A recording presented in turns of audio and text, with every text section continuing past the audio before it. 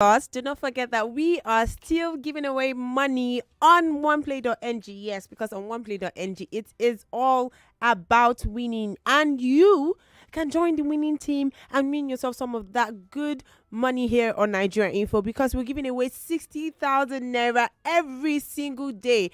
I mean, I know that 60,000 naira is not small money. Yes, 30,000 is not even. In fact, what am I saying? I'm going too far. 10K is not small money right now, because everything is very, very expensive in all capital letters, please. So all you have to do to be part of all this is dial a simple code with just 200 naira. That's true, 200 naira per every dial, okay? And you can play as many times as you want. What's the code? Star 347 star 880 star 3 hash, star 347 star 880 star 3 hash. That's all you'd have to do. Dial the code, specify your number of entries. Remember that I said that you can play as much as you want. I mean, from 1 to 10 times, actually. Then choose your bank, choose 1 to continue, and then you receive an SMS with instructions to make payments. Once you've made your payments and your transaction has been completed, then you can relax and, fingers crossed, listen into the live draw on WhatsApp Lagos from 11:15 to 11:25 a.m. or on Game On from 8:15 to 8:25 p.m. every weekday. Remember, Lagos, that once the system picks your number, you might have won the cash prize of the day. So I do not get why you will be sleeping on this opportunity. Start dialing the code star 347 star 880 star 3 hash, star 347 star 880 star 3 hash with just 200 naira, and you could be on your way to winning some of that cool cash. Okay, remember that you can play as many times as you like, Lagos, but please, in all of this, don't forget to play responsibly.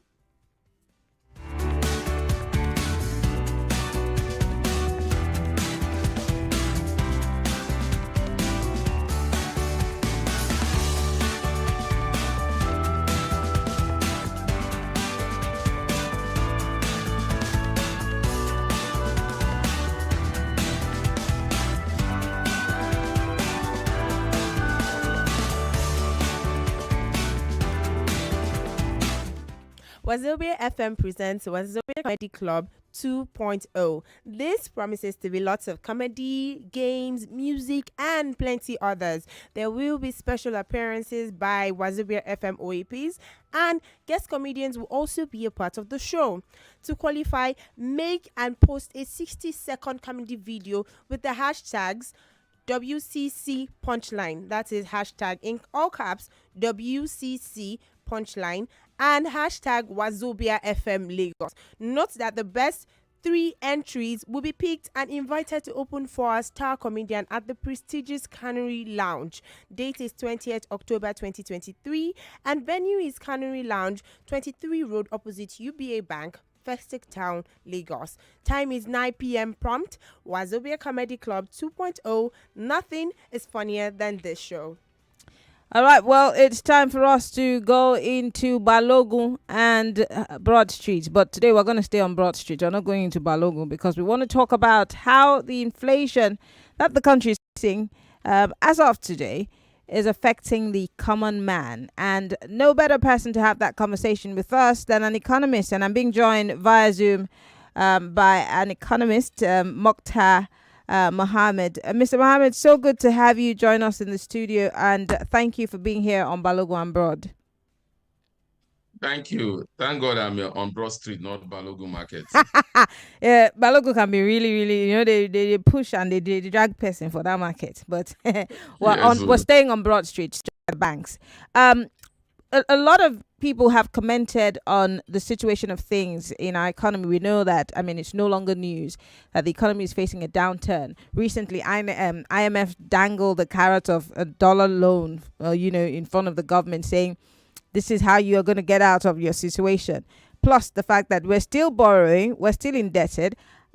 Our crude oil has been given out as collateral, and so Dangote is having to import crude. I mean, I could go on and list the things that have gone wrong. But the most important thing to note here is, how does the common man wade through these waters? First and foremost, the president has approved 1 trillion naira for the conditional cash transfer. Let's start with that. How helpful will this be to us? Well, no amount that anybody gets now that is not helpful, especially with what we are going through in the country. But again, the conditional cash transfer is good, but again, we need to wait and see how this is operational. We've seen that happen during the Buhari administration. And sometimes you wonder who got this money and who didn't get this money, because you really hear people talk about getting it. So this 1 trillion, hopefully we'll have the data to really see those that really got this money. But I think it's a good thing. It happened in developed countries. I mean, a lot of developed economies, even the United States, the UK, during the pandemic, they had all this cash transfer to them, which is good. But with Nigeria, we lack data and we are scared. Will it not be hijacked politically? If I don't belong to the ruling party, will I still have this cash? So, and what is 15,000 naira in a household for today? When you look at the inflationary pressure, which we're going to talk about, and you know that 50,000 naira as it stands today is just about maybe $1. It's not even of $1 five. Yeah. If the dollar is changed, It's about just $1. ridiculous. It's ridiculous. So it's ridiculous. So you say that's what somebody is getting in at the end of the month. And again, if you look at even the civil servants, if you say they are going to have 35,000 naira minimum wage, it's not even up to $50 any longer, because $50 as it stands today, it has to be between 55,000 and $100. It's about 100 and something thousand naira. So you just realize that we're in a very deep situation, and I don't envy the common man at this point in time. Let's talk about yeah, the conditional cash transfer. I wanted to take you up on that. Yes, we saw that people got COVID relief packages. People still get bailouts here and there in all those other countries. But in the case of Nigeria, we do not have the kind of infrastructural development or any form of development as compared to the countries that we're making reference to. And so if we've not been able to get development and we're still taking these monies, what change does it bring? Because yes, it's done in other countries, but well, like I normally say in Nigeria, what we do copy and paste. We don't look at the peculiarity of our own economy. We do copy and paste. Because it works in the US, we think it can work here. We forget the demography, about the different structure, the different challenges that they encounter there compared with what we have here. I am not an advocate of conditional cash transfer, especially with the political terrain, with the politician hijacking. It's more or less like you are giving somebody food to eat instead of teaching the person how to fish. But again, what we call conditional cash transfer is what the politicians have been doing for us before now. They call it stock infrastructure. So maybe we started it before even the Western war, but we're not able to bound that conditional, almost like stomach infrastructure. And it doesn't go far because it's a structural issue. And the 1 trillion that we are going to use is going to be for 6 months, according to the government. So after 6 months, what will happen? Will they have gotten job? Will they have been able to stand on their own? Will 15,000 be able to even pay for household items? So definitely what we need from the government is not a handout. It's what we could be able to use to grow ourselves as individuals, be able to earn a living. And what we need from the government is infrastructure. And once we create that infrastructure and the enabling environment, you have people. But the challenge is that sometimes when they go to government, we wonder the same people that are talking this, talking that, by the time they get to government, they do the same. Because conditional cash transfer has not helped us. It has brought our economy to the knee, or its knee. Remember, there was a time we had to go to Alaba market and begin to give them money in the sense that they could improve their trade. At the end of the day, we could not even collect those money. So a lot of it, remember when this administration came to power, they condemned the other register the other administration, that they started seeing the value of what they really want. So there's a lot of issues. Have this register been cleaned up now? And what is the parameter of knowing the poor of the poor? So that is one thing that we need. What's the parameter? And before, the parameter was that you must have about 5,000 naira in your account.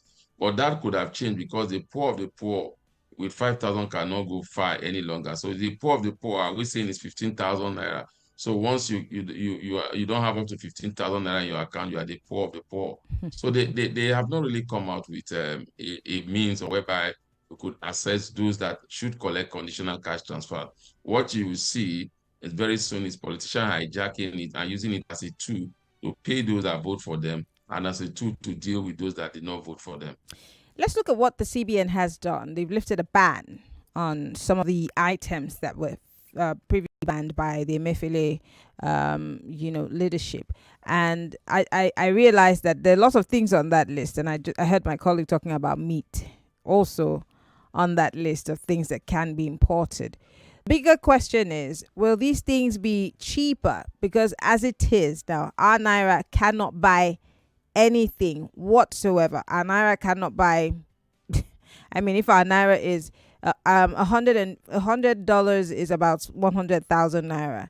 So if they're importing these things, are they going to be cheaper? And what is this lift on the ban? How is it going to affect the economy? I mean, we really need to understand that. When you look at the lift on the ban, we should understand they didn't say that those items were banned outrightly. What it meant that they couldn't have access to FX in the official market. So it's not that they were not allowed; they were banned outright. They were banned from accessing FX in the official market. So what it means now they could access FX in the official market, but the challenge in the official market is you don't even have the FX. Just today now on the official market, the Naira is exchanging for about 829 Naira for $1. That's on the official market. And in the parallel market, the one we call the Aboki market or the through the change or the black market, whatever they give them, dollars as today is exchanging for 1,055 Naira. So on banning those items is you say as they could have they could access FX. Now, do you have the FX to give to them? You don't have the FX, so you still pipe pressure on the official market, like what we are seeing now, and you still pipe pressure on the parallel market, especially when you are not able to meet those demands. So what really is happening again is, what are the reasons why these were banned and why are we unbanning them?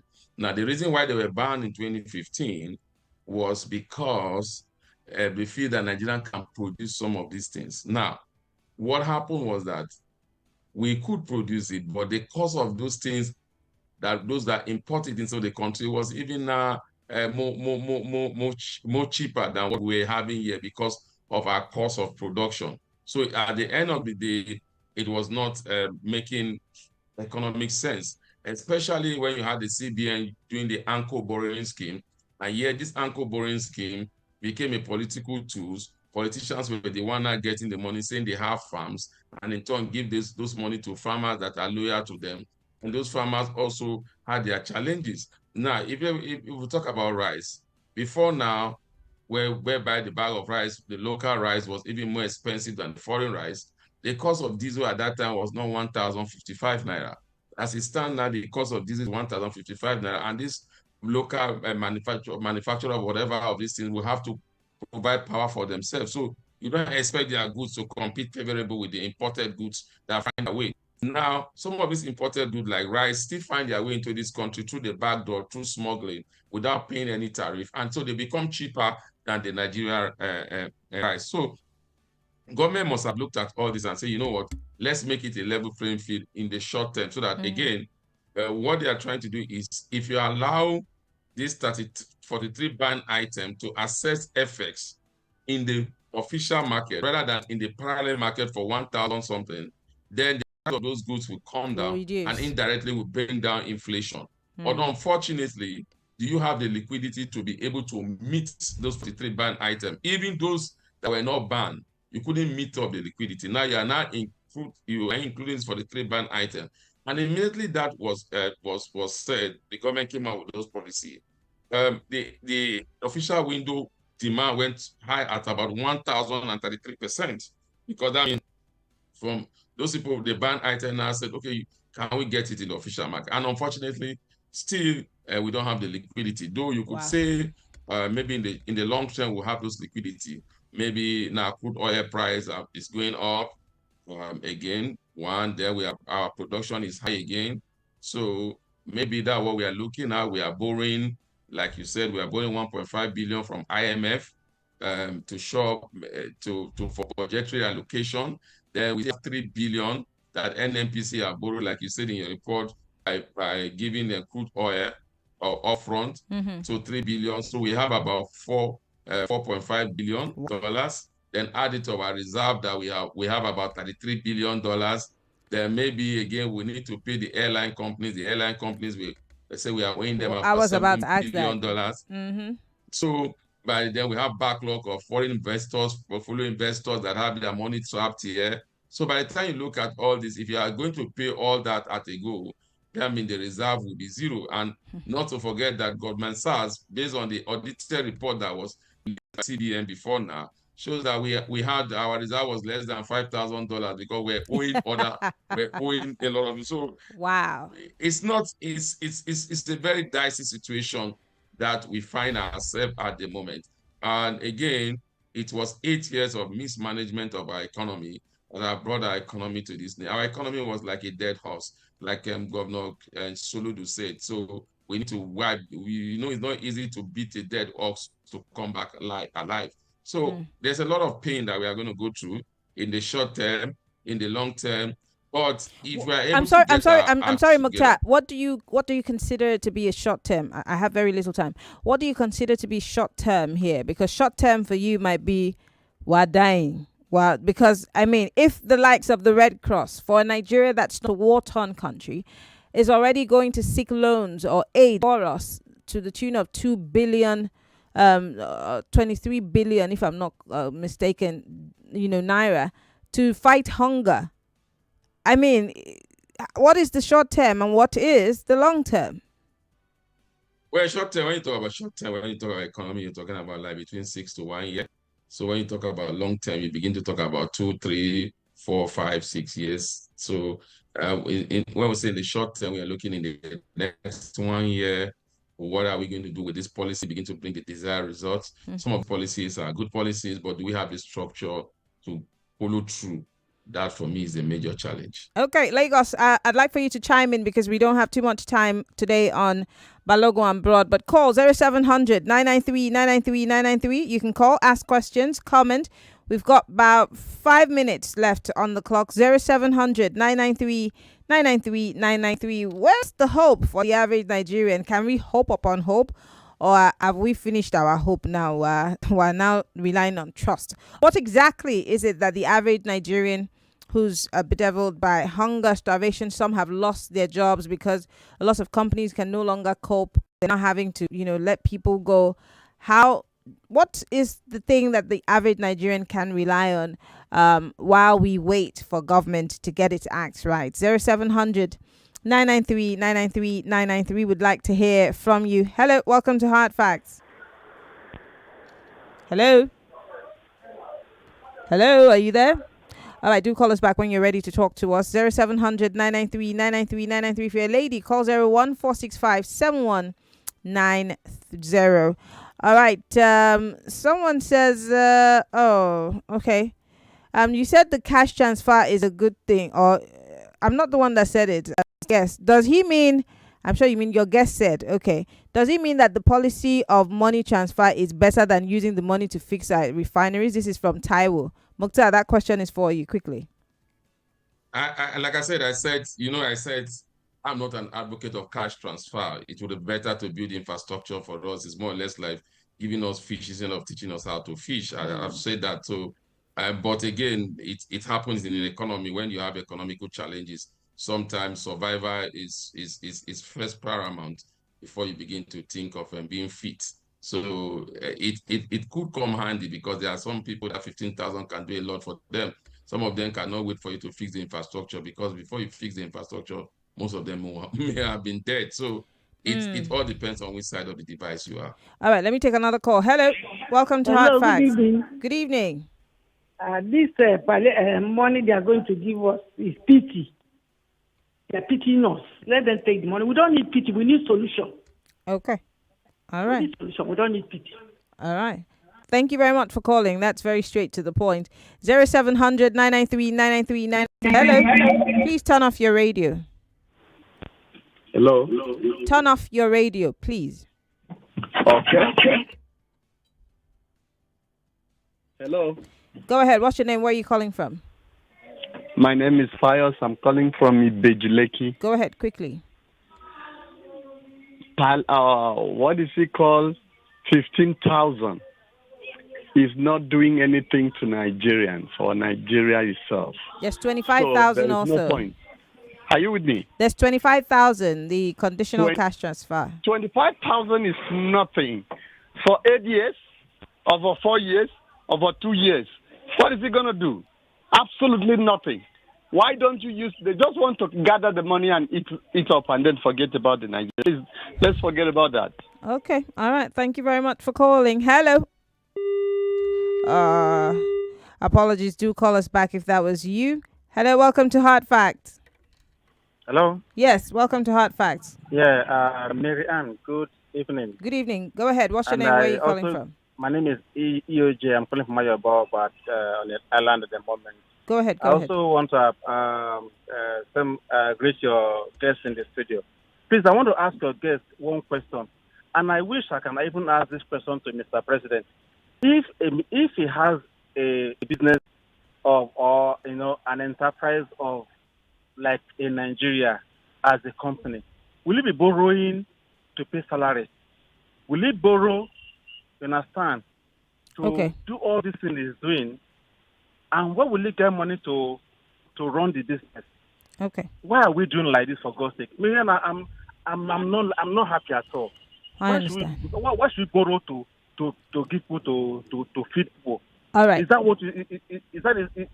why he's there? Thank you very much for calling. I'm letting you go because of time. Muktah, we have less than a minute, so would you care to respond to the caller? I didn't get the question. He said if the president were to be a business owner, would he borrow to pay salaries? Two things are involved.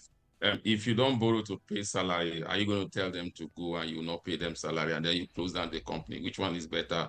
If you can borrow to pay and then you know that in the feasible future, you'll be able to make more money and you're able to pay your debt. So it depends on what way, but Nigeria as it stands now. We have the assets. I mean, you could use your assets as collateral like any other business. And so after some time, you'll be able to recover your money and get back to business. So there's nothing bad in borrowing, but it's not good to borrow to just eat. But as it stands now, you need to pay salaries. If you have to borrow, you have to borrow. We have to go. Muktah Mohammed, thank you so much for being here on the show. Muktah Mohammed is an economist, a very good one at that. Thank you very much for coming on Balogun Broad. My pleasure. Thank you for All right, Lagos. We'll take a quick break, and when we come back, we'll be wrapping up on this segment of the show. Stay with us. Oh, it was fun. It was crazy, really crazy, but we had fun. It was tough, but I enjoyed it. I can't wait for the next one. It's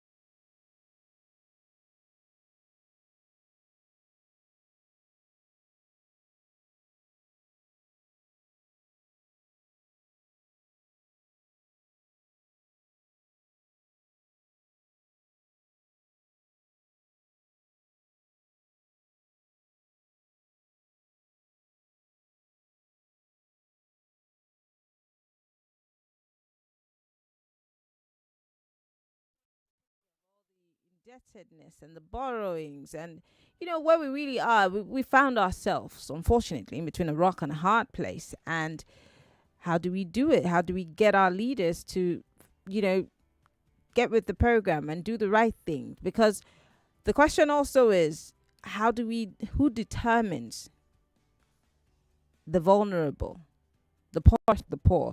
How are we certain that these monies will not also again go into the pockets of the wrong people? How do we know that this issue is not going to be politicized, etc., etc.? So many questions. In fact, somebody said this is a bag of rice given to us in our CDA as palliative to share for the people in Ogun State. This is Mr. Ben from Magboro.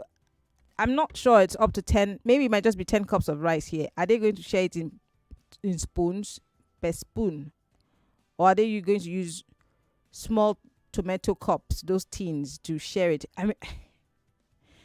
Anyway. This one says,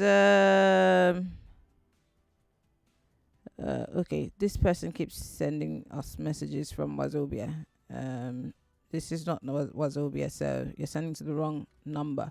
Anyway, the phone lines are open. We've got about 3 minutes on the clock if you want to just comment on all the things that we've discussed. 0700 993 993 993. Hello, welcome to Balogun Broad. Hello. Hi. Yeah, Good evening. Good evening. I'm enjoying your show. Okay. Thank you. This government has not done anything to make us believe that they have the interest. My name is Amaka from Abuja anyway, sorry. Listen to us from Abuja. Oh, nice. Okay. So, they've not done anything to make us believe that they have our interest at heart. So, we know where this money will end. I know that it's not easy to trust government, but these ones have not done anything to try and convince Nigerians that this money will end up in the pockets of people that need it. So, it's better they use it for something that everybody will see and benefit from.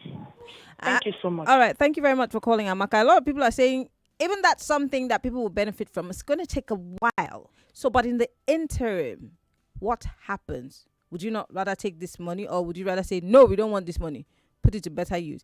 No matter how long it takes, at least we see you putting it to use. Where do you fall? Hello. Welcome to Balogun Broad. Hello, good evening. Good evening. Yeah, I'm really enjoying your program. Thank you. My own opinion is that this money they are trying to give as palliatives, why can't they use it as what is it? Subsidize food, subsidize food for okay. all Nigerians to benefit. They took subsidy from fuel. Why can't they subsidize food so that everybody will buy at cheap price? But then government does not necessarily. But you see, it's tricky. Government does not necessarily regulate the production of food and all of those things. So it's going to be tricky to subsidize food. But I mean, it's a good idea. It's a good idea. Thank you very much for calling. I can take one quick call and then we'll wrap things up here. Hello. Hello. All right. Sorry about that. Hello. Welcome to Balogun Broad. Hello. Good evening. What's your name? Where are you calling from? Mariam Dukoko. Good evening. We have just 40 seconds. Quickly.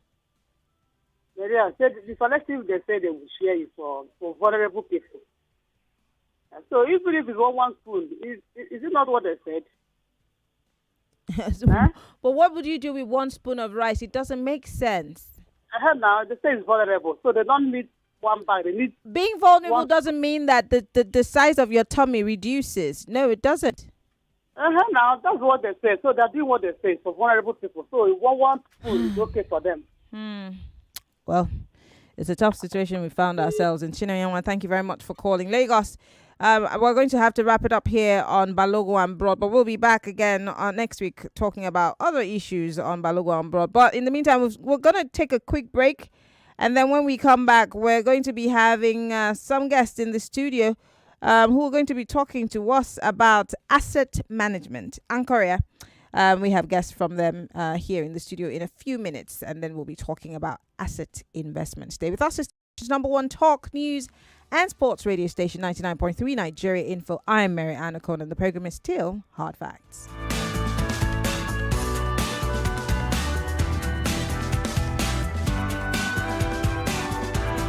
99.3 Nigeria Info. We are more than just radio.